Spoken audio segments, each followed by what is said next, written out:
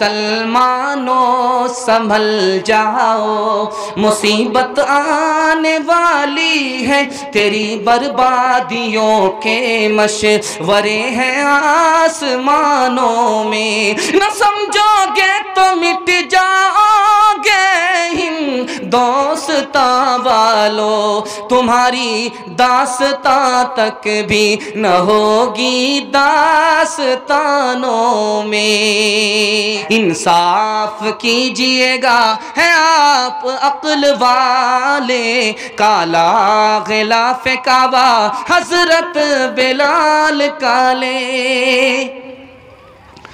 अब बादशाह ने कहा क्या करना चाहिए? कहा हुजूर जल्दी से दोनों को नौकरी दे दीजिए वरना क़यामत की सुबह तक मुशायरा जारी रहेगा। तालीम औरतों को भी देनी ज़रूर है, लड़की जो बेपढ़ी हो तो वो बेशूर है। तालीम औरतों को भी देनी ज़रूर है, लड़की जो बेपढ़ी हो तो वो बेशूर है।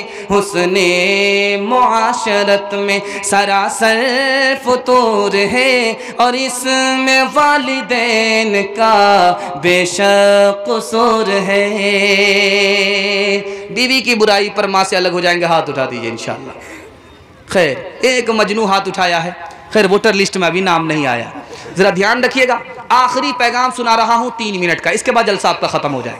अल्लाह आपको जज़ाए खैर दे, आपने साथ दिया। मैं तो घबरा रहा था कि ये मजमा शुरू में जितना है उतना नहीं रहेगा, बीच में भाग जाएगा। इंशाअल्लाह पेशाब पखाना भी होगा तो नहीं जाएंगे, हाथ उठाइए इंशाअल्लाह। ये गलती मत कीजिएगा वरना जलसे में पेशाब और पखाने से बदबू फैल जाएगी, भाग जाइएगा तेजी से। ध्यान रखिएगा, आखिरी पैगाम सुना रहा हूँ, आखिरी पैगाम। रोज़ी का मालिक कौन है? अल्लाह है। हमारा इस पर वादा होना चाहिए, हमारा इस पर यकीन होना चाहिए कि रोज़ी का मालिक कौन है? अल्लाह है। बस 3 मिनट का पैगाम निकल जाएगा, जलसा आपका ख़त्म। बिल्कुल सच्चा पक्का वादा। रोज़ी का मालिक कौन है? खुदा है।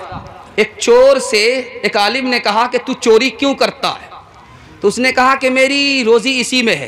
कहा तू झूठ बोलता है, कुरान कहता है कि आसमान से रोज़ी मिलती है, तू कहता चोरी में रोज़ी मिलती है। उसने उसी वक्त तौबा कर ली।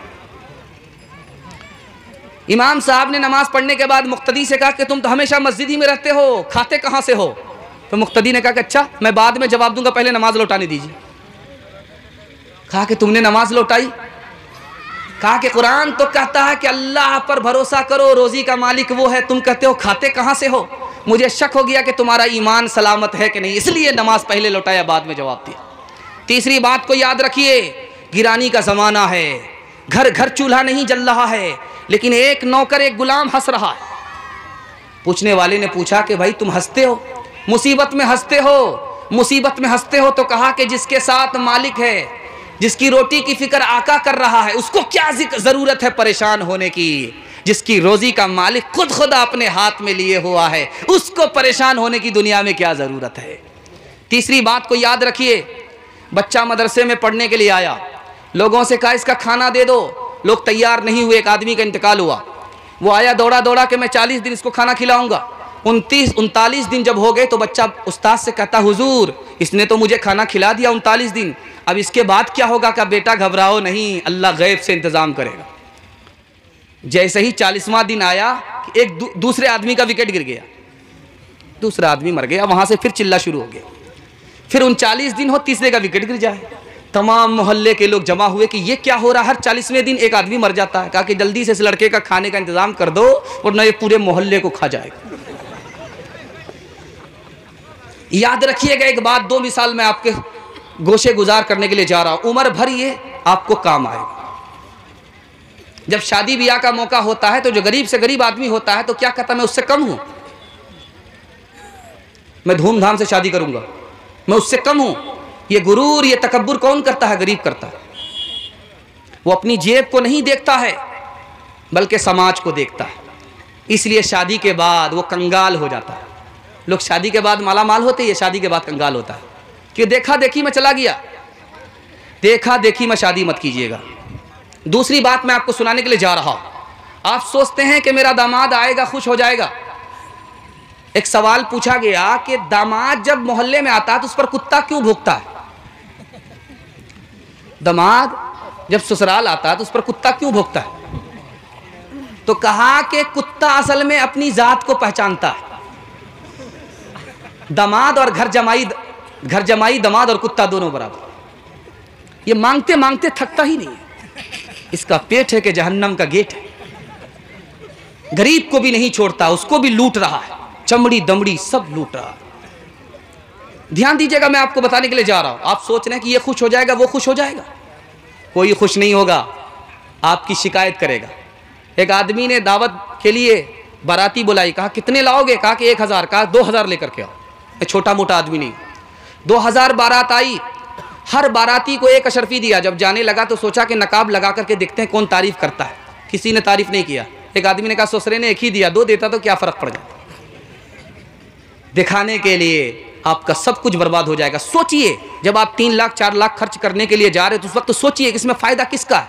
तो मेरी बेटी का है, ना दामाद का है। अगर ये 3-4 लाख रुपया बेटी दामाद के अकाउंट ही में दे दे तो ज़िंदगी भर के लिए वो माला माल हो जाए। इसलिए ये गलती मत कीजिएगा, उखली पर चढ़ करके बराबरी नहीं करनी है। हाथ उठाइए इंशाअल्लाह। दूसरी बात को सुनिए, ध्यान से सुनिए। जब आपके दिल में ये ख्वाहिश हो कि मुझको अच्छा कपड़ा पहनना है, अच्छे घर में रहना है, अच्छा खाना खाना है, तो आप सोच लीजिएगा कि भाई अच्छा खाना खाने वाले का भी तो दिन कट जाता है और बासी भात खाने वाले का भी तो दिन कट जाता है। ध्यान रखिएगा। अच्छा खाना खाया, उसको बीमारी लग गई, और ये रूखा सूखा खाया, तंदुरुस्त है, बीमारी नहीं है। उसके पास दौलत है मगर बीमार पड़ा हुआ है। इसके पास दौलत नहीं है लेकिन आसानी से सोता है, आसानी से उठता है। बताइए उससे बढ़कर के ये है कि नहीं? वहां दौलत मौजूद है, राहत नहीं है। यहां दौलत नहीं है लेकिन दिल का सुकून मौजूद है। इसलिए आपको दिल छोटा करने की जरूरत नहीं है। एक जिंदा मिसाल आपको देने के लिए जा रहा हूं। आपको जब भूख लगे तो आप बासी भात खा करके देखिए, बिरयानी से भी बेहतर मालूम होगा। लेकिन जब आपकी भूख मिट गई तो बिरयानी आपके सामने रख दी जाए, वो बासी भात से भी बदतर है। जब आपके पास गरीबी है तो भूख में बासी भात खाइए, बिरयानी से बढ़ करके होगा। और अल्लाह आपकी सेहत भी देगा, तंदुरुस्ती से अल्लाह आपको माला माल फरमाएगा। अल्लाह ने जिस हाल में रखा उस हाल में हमें खुश रहना है। राहत दे, शुक्र करना है, मुसीबत दे, सब्र करना। पागल नहीं होंगे वरना दिमाग फेंक देगा। एक आखिरी बात सुना करके पैगाम को ख़त्म कर रहा हूं। एक आदमी कहता है, बटर बटर कर रहा है, न तू खुदा है न मैं तेरा बंदा हूं, तो मैं तेरी बात क्यों मानूं?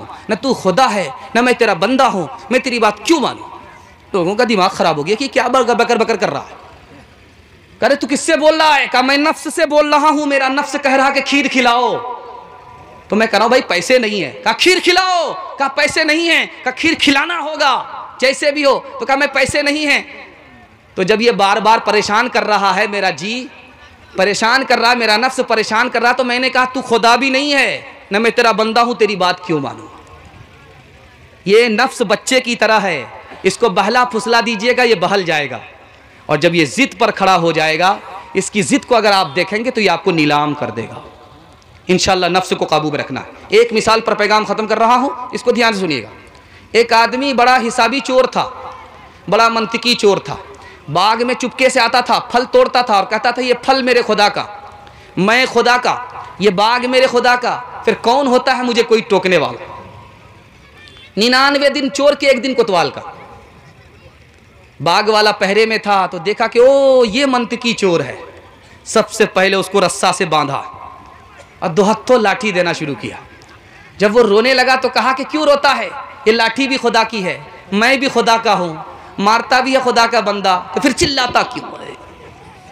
मुसलमानों मुसलमानों संभल जाओ, मुसीबत आने वाली है, तेरी बर्बादियों के मशवरे हैं आसमानों में। न समझोगे तो मिट जाओगे हिंदोस्ता वालों, तुम्हारी दास्तां तक भी न होगी दास्तानों में। 3 काम कीजिए, 3 काम छोड़ दीजिए। मैं गारंटी लेता हूं आपके घर से अल्लाह मुसीबत को दूर कर देगा और दीन दुनिया दोनों की सरबुलंदी से माला माल करेगा। हाथ उठाइए, अल्लाह की इबादत करेंगे इंशाअल्लाह। रसूलुल्लाह की इताअत करेंगे इंशाअल्लाह, मखलूक की खिदमत करेंगे इंशाअल्लाह। 3 काम छोड़ दीजिए। आपके घर जो मुसीबत है वो 3 चीज़ों की वजह से है। आप गुनाह करते हैं इसलिए मुसीबत है, आप हराम कमाते हैं इसलिए मुसीबत है, आप गलत माहौल में इसलिए मुसीबत है। तीनों से तौबा कर लीजिए, अल्लाह माहौल को, हालात को बदल देगा इंशाअल्लाह। तौबा करते हैं, न किताबों से, नवाज़ों से, नज़र से पैदा। दीन होता है बुजुर्गों की नज़र से पैदा। नहीं सीखा इन्होंने दीन रहकर शेख के घर में, पले कॉलेज के चक्कर में, मरे साहब के दफ्तर में, थे केक के चक्कर में तो रोटी भी गई, बड़ी शेख की ताक में थे तो छोटी भी गई, न मानी बात वाइस की, थे पतलून के चक्कर में तो लंगोटी भी गई। वाखिर दावाना अल्हम्दुलिल्लाहि रब्बिल आलमीन। जी हाँ, आप देख रहे हैं Sadul Najeeb official YouTube channel. दोस्तों, हर दिन की नई अपडेट पाने के लिए हमारे यूट्यूब चैनल को सब्सक्राइब ज़रूर करें। सब्सक्राइब करने के लिए नीचे दी गई रेड कलर को ज़रूर दबाएं। फिर हम मिलते हैं एक और वीडियो के साथ। तब तक आप देखते रहिए Sadul Najeeb official YouTube channel. खुदा हाफिज़।